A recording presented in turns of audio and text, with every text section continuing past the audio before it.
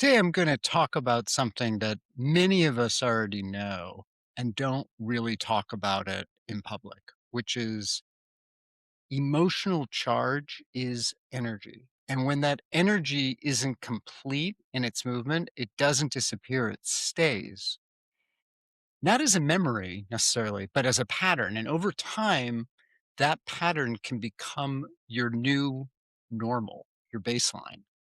Today on Ask Dr. Gil podcast, I want to talk about how energy charge can become stuck and and what we can do about it. So stay tuned.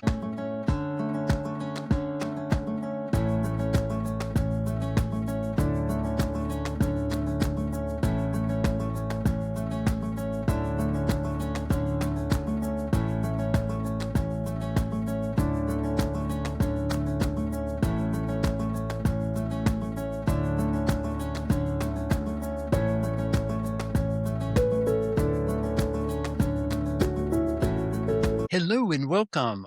I am your host, Dr. Gil Winkelman, and today on the podcast, I want to talk about emotional charge as stuck energy. And I think this is really important because I think people often will mistake something that's happened to them versus the stuckness of the experience. And here's the profound truth about healing and what I do. Everything that happens in the present. Now, this may sound trite and simple, but this is the basis of all healing, psychological and physical. And often what happens is that we experience things and then we hold on to those things and don't move through them. So sit with that for a second. Sit with this idea that trauma is not what's happened to you. It's the energy that never finished moving. Because if that's true, healing isn't about necessarily revisiting the past. It's about completing what was unfinished. And before we go any further, I need to dismantle something that you were probably taught, and oftentimes is why people call me. They expect some kind of biochemical changes to happen as a result of what I do. Neurotransmitter balancing. That's a big one that I hear a lot. We are not biochemical machines. We are electrical beings. We are vibrational beings. Your heart runs on electrical impulses. Your brain fires in oscillations. Your cell communicates through signaling currents. Even inflammation is coordinated through electrical gradients. So when we say that we're stuck energy, it's not being poetic. It's actually true. It's about the interruption of the current. And so what can happen is that the stuckness then instead of staying in the past, it stays in the present. And so when something overwhelming happens, we can see that the body mobilizes, our energy surges, heart rate goes up, cortisol pumps, muscles prepare, breathing changes, hormones surge. That's the movement. And if it doesn't complete, if you don't bring everything back down, then you will freeze in that state. And that becomes stored tension. And it's not that your body is failing you, it's that it's doing exactly what we're telling it to do. And it's not it's not about holding on to that or changing anything, it's about letting it go in this moment.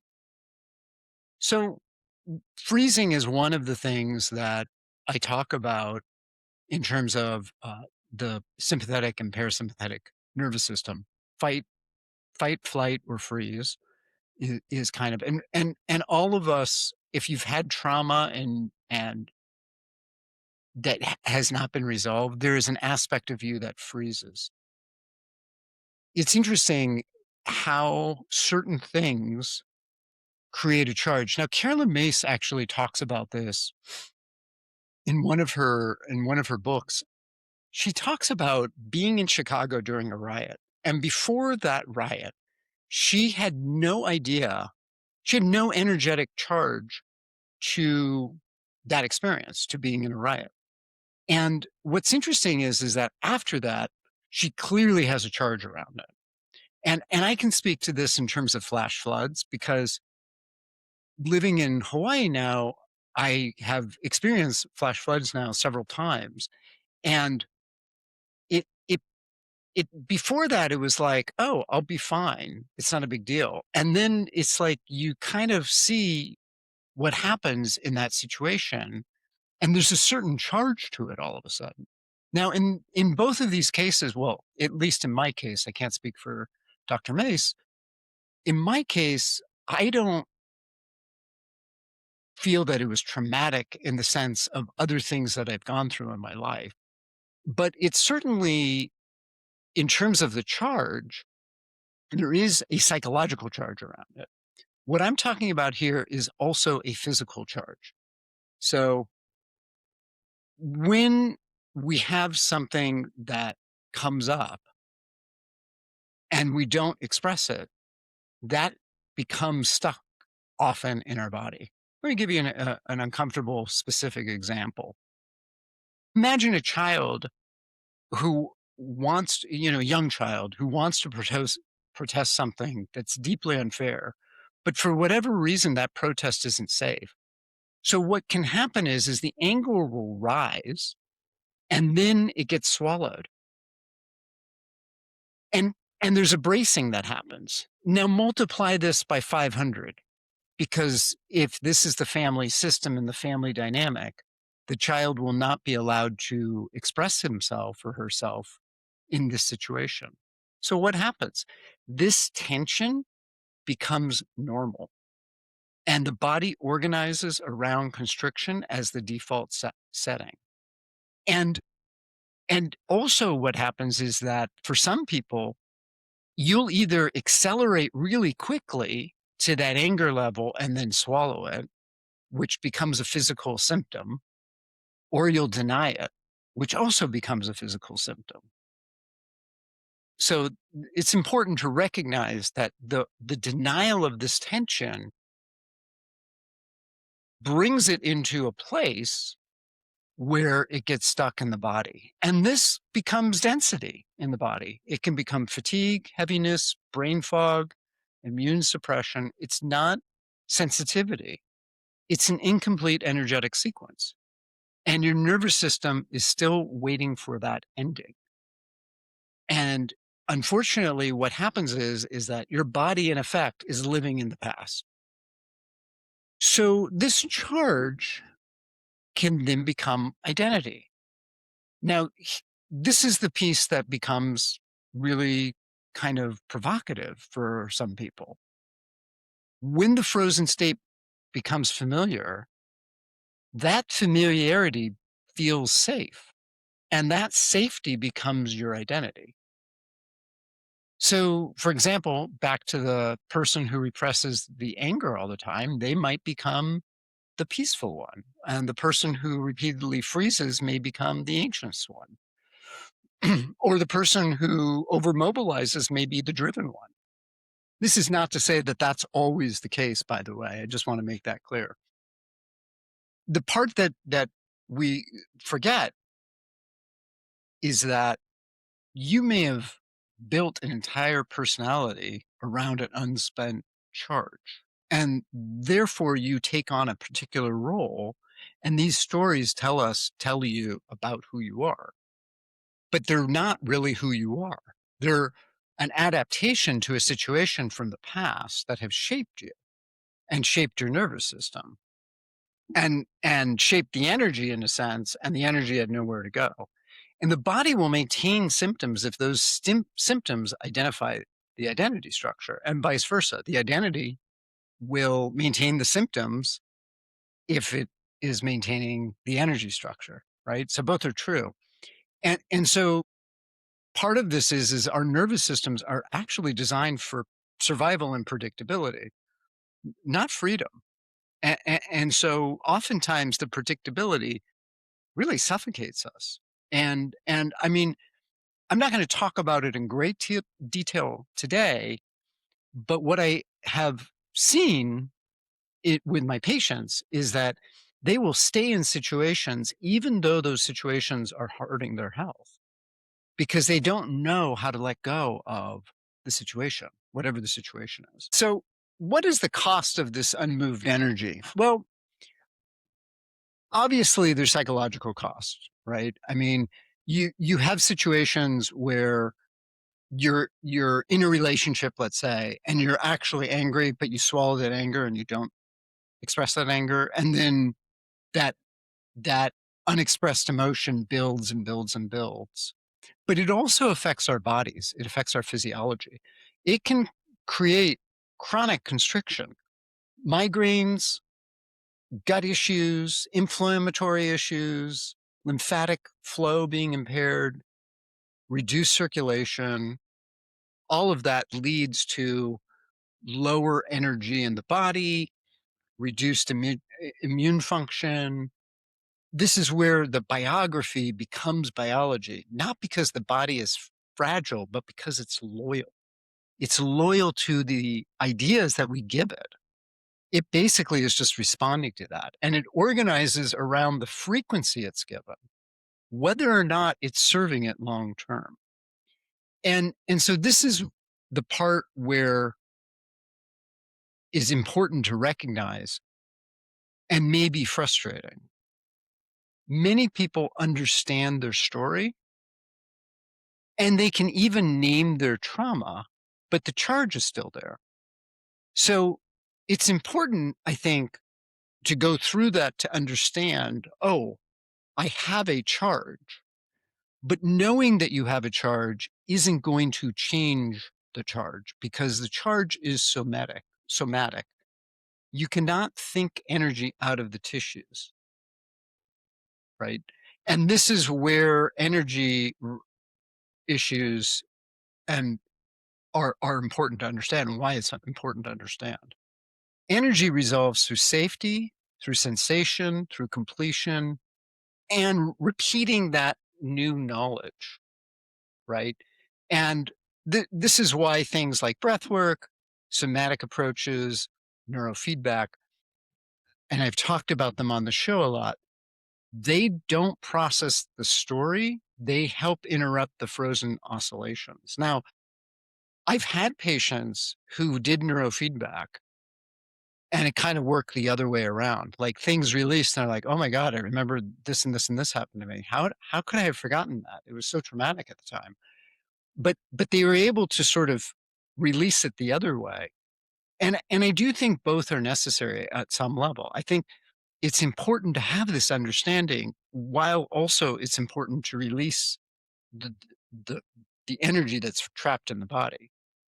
And so what happens is that when you have that understanding, that by itself isn't necessarily enough, but also letting go of things without the understanding, like if your energy just, you release the trapped energy, then things sort of fly around and you don't understand why this emotional, often it shows up as emotional ability. You don't understand where it's coming from. And so this is where insight can be helpful. And I am working on a workshop that I'm going to be offering to take people through called Rewrite the Signal that will help with both of these things. So I'm going to take a quick break. And on the other end of the show, I'm going to talk about what completion actually feels like and what you can do to help yourself. So stay tuned.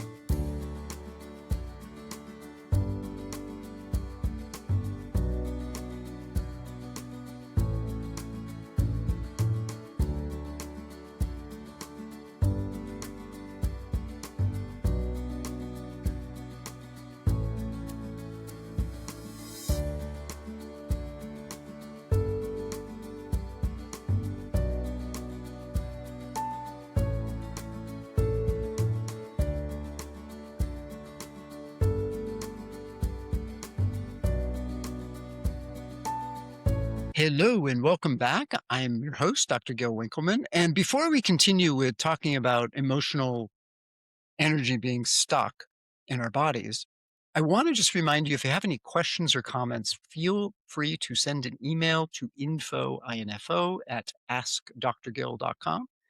And I'm happy to answer questions via email with regards to the podcast and so forth. So here's kind of a quick thing to recognize in terms of completion. When you get to a completion, something unmistakable will happen. You will know when you're completed because something will soften. You will feel a shift in your body. And whatever tightness you have that you've been experiencing, it softens. The body softens, your breath can deepen. It just happens. It's not something you force, by the way. And sometimes people will have a hot flash, actually, interestingly enough, shaking, tears, yawning, and then it's quiet. And it's not numbness. There's nothing neutral about it. It's kind of like it's kind of like, a storm that passes. And you know when a thunderstorm is going overhead. And if you've lived in a place with a lot of thunderstorms for any period of time, you know before the thunderstorm is coming, right? It's sort of that post piece, like how the air is clear. That's the feeling.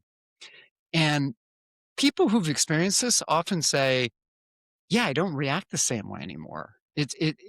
I don't know what's changed, but I don't react. The charge, whatever that charge is gone. And I remember talking to someone about a situation with a person, and they asked, "So what happened?" And I just was like, the story was gone. And I was like, I didn't know what to say. I mean, which is something for me, you know, and and that's completion, right? That's the spaciousness that we want. That spaciousness gives us choice. And there's no need to defend this unfinished energy. It's just like it changes the trajectory of your life, by the way.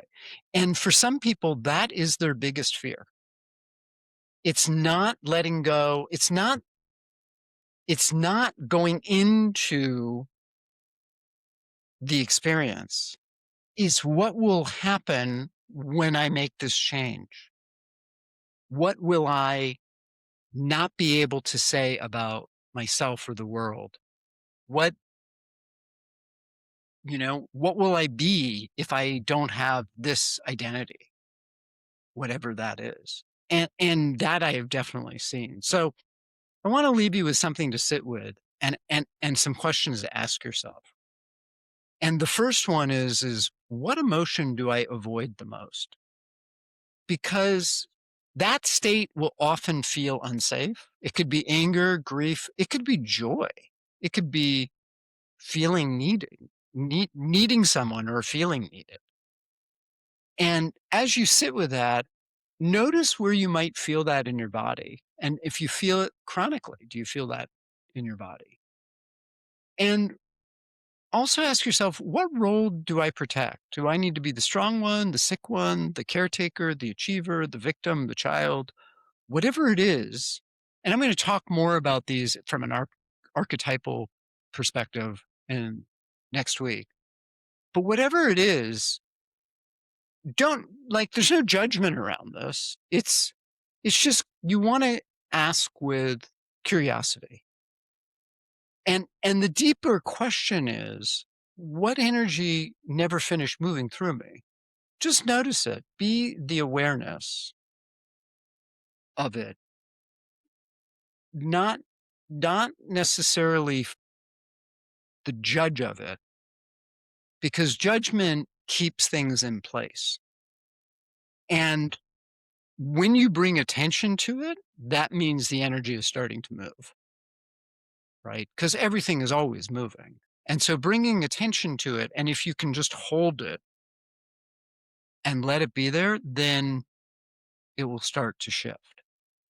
And it's interesting because as I say that, I realize that we don't live in a society that teaches people to sit and just hold something. We are constantly moving. We are constantly creating new technologies and things and distractions and all of this pieces that keep us from sitting still and being within present with ourselves. And so even if you can do this for 5 minutes a day, it is going to make a difference in your life. So I just want to close by saying that tension isn't weakness, that fatigue, just because you're tired, that's not like a moral failure. All of this stuff, your symptoms are intelligently spun around different aspects of our beingness. And oftentimes, by the way, these stories and these traumas that we've experienced that create the stories might be in conflict with one another, creating that conflict within ourselves too. Energy wants to move and the system wants to regulate. The field, we want the field wants coherence. So healing isn't about forcing the change, it's allowing completion, it's allowing coherence. It's allowing things to unwind. And the workshop that I'm putting together, Rewrite the Signal, is exactly about what that is. It's a place to finish what the body has started and go deep into your own experience. And I'll be putting that information up on my website uh, in soon. It hasn't gone up yet. So, but notice in the meantime, notice what you're holding. Notice where movements want to happen. So, that's what I got for you today. I hope you really enjoyed the show, and this was actually really fun to do for me. And if you liked it, put a thumbs up or a like, whatever it is on the platform that you're listening on. I really appreciate it if you would. And I will see you next time.